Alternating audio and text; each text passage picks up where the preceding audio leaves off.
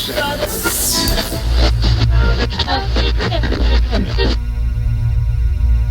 new Stax coming up. You were a huge part of Stax, the original Stax. I'm a lot huger now than I was back in the days of Stax. How do you feel about it being reactivated, and is it going to be a new record label, or will it be a continuation of the old label? You're asking the wrong guy. It's not my idea and it's not my project. However, I'm all for it as long as it's successful, as long as it stays within the boundaries of class and rhythm, and as long as the music is made for the public and not made for the individual, then I'm absolutely behind it 200%. You know, and I wish it all well. But I think at this point, I have to say it's a wait and see. But I'm definitely there in support to help it if I can. You know, if I get asked to do whatever, I'll certainly be there to do it. And how does it feel like, I would assume Stax would, to you, feel like your baby? It'd almost be like letting it go. Well, I think we let it go a long time ago. You know, I made the decision in September, well, actually before then, but in 1970, I actually officially broke the umbilical cord and left Stax. So I have great memories of that period. From the time that we pulled the seats out of the theater to the days that I left, I mean, it was never the same, and you know, it could have continued. I think with the right finance, Stax might have still been around today. You know, I'm not real sure on that. There's a lot of reasons why Stax had to close its doors, and of course it wasn't voluntary. I mean, the government actually closed the doors, but it was done for a reason. I mean, there were people that wanted those doors closed. The Stax sound had changed from the early 60s through to 75 when the doors closed. Do you think, was the sound an important part of keeping it alive just even for that long? No, that's hard to say, but I know this for a fact. I know that we can still play, and I know that the music that we did, recorded out of there from the early 60s through the early 70s, about a 10 or 12 year period there, still is viable today. It's still great when you hear it on the radio. People listen to it and they go, wow, what's that? That's really cool. One of the biggest kicks that I get out of the whole music industry with all of the changes it's gone through, I have a compilation album of the original tracks that I was I think on the album there's 16 and I wrote all of them but one. And I got permission to use Soul Man because they say play it, Steve, and so, you know.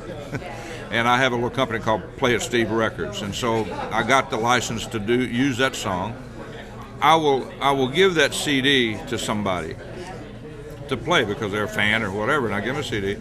Invariably, they will call me a month or so later and say, you know that CD you gave me? And I go, yeah. And I said, my 8-year-old, every time we get in a car, they say, Dad, put that on, put that on. This happens over and over and over with the young kids. So I know they love that music. You're not going to hear it on primetime radio today or television either. But when they hear it, they love it, you know. So I know the energy of that music is still alive today. And could it be recreated? I don't know. We'll have to see. I mean, music has gone in a lot of different directions, as we all know. A lot of the productions that are out there are well overproduced, well over embellished. There's just way too much going on for really the human brain to comprehend. So they're looking at the merchandising aspect of it and not really the nature of the energy within the music. That goes, they just throw it out in the trash can. You know, it's here today, gone tomorrow. Some of the artists survive that and they move on and do other things. And I think it's all about merchandising this. How many t-shirts can you sell and how many tickets can you sell to a sold-out concert? In the days we were making that music, it was about the music. Golly, technology. I mean, it's the computer age, and it's been that way for a long time. The days of automated mixing consoles and stuff, that's been around for 20-something years now. Actually, even longer. But you know, things have changed when the way we're here because of Stax, and we're here because of the reorganization of bringing the label back and so forth. And the music that we're known for the Stax music that we made hits out of, that still lives today, was done very crudely on a mono machine. Most of the early stuff was done on a mono machine. It was years before we graduated to a 4-track and then to a 8-track and then to a 16. And we sort of went along with the way the business went, you know. Newer consoles, different equipment, and different what they call outboard equipment and that sort of thing. But the process of making the music was still pretty much the same. It was just the invention of better microphones and better miking techniques and all that sort of went with it. The fact of today that, you know, a 10 or 12-year-old kid for, you know, less than $1,000 can have a studio that's far superior to anything we ever recorded on in his living room or his bedroom, and then he can take that and download it into Pro Tools, which is a multi-mega million-dollar piece of equipment, which obviously doesn't cost that much, but in the development of it, it probably did. And download that into thing, and then that's what you hear on the radio today. And it's unbelievable. And you're talking multiple tracks upon tracks upon tracks. Some songs have hundreds of tracks. And we had one, you know, when Midnight Hour and Green Onions and all those songs were recorded, Don't Miss Your Water and Gee Whiz and all that, it was one track.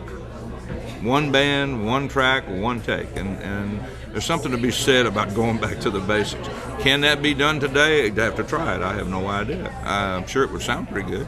One session that I assume must have been one that obviously stood out for you was Otis Redding's Dock of the Bay, because you went in to finish that after he'd passed away. Is that right? Correct.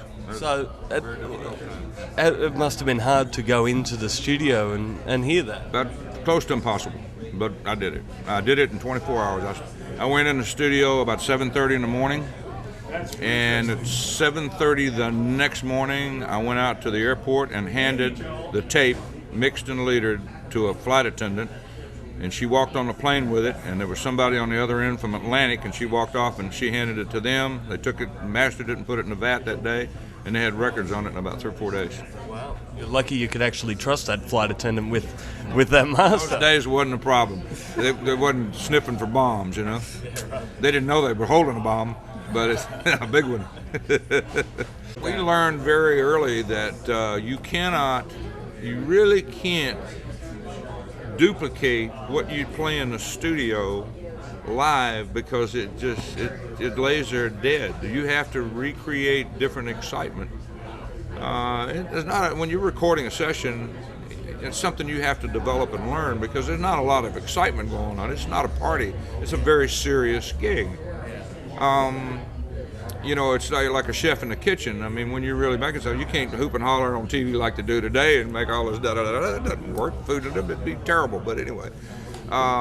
So we learned that you can't do stuff exactly the same way, because in those days, songs were like less than 3 minutes long. If you got the audience up, they'd be dead, and, you know, 2 minutes and 30 seconds later, you've lost them again. So you have to embellish, you have to make it longer, you have to make it a little faster and all that. And one of the guidelines of that was real simple. In the early 60s of the radio days, the turntables were sped up on purpose to make songs shorter. Why? So they could get in more talk time and more advertising time. Get it on, get it off. They'd talk over a song until the singer started singing, and the minute he stopped singing, they'd start talking again. That's why you hear so many Stax records with these great intros, because I tried to create stuff that they almost would just shoot themselves in the foot if they tried to talk over it. Like Soul Man, and, you know, it's just we on purpose tried to write intros that were so hilarious and just mind-boggling that when it came to the song, well, okay, but we did that on purpose so disc jockeys wouldn't talk over it. Did it work? Absolutely it worked, didn't it?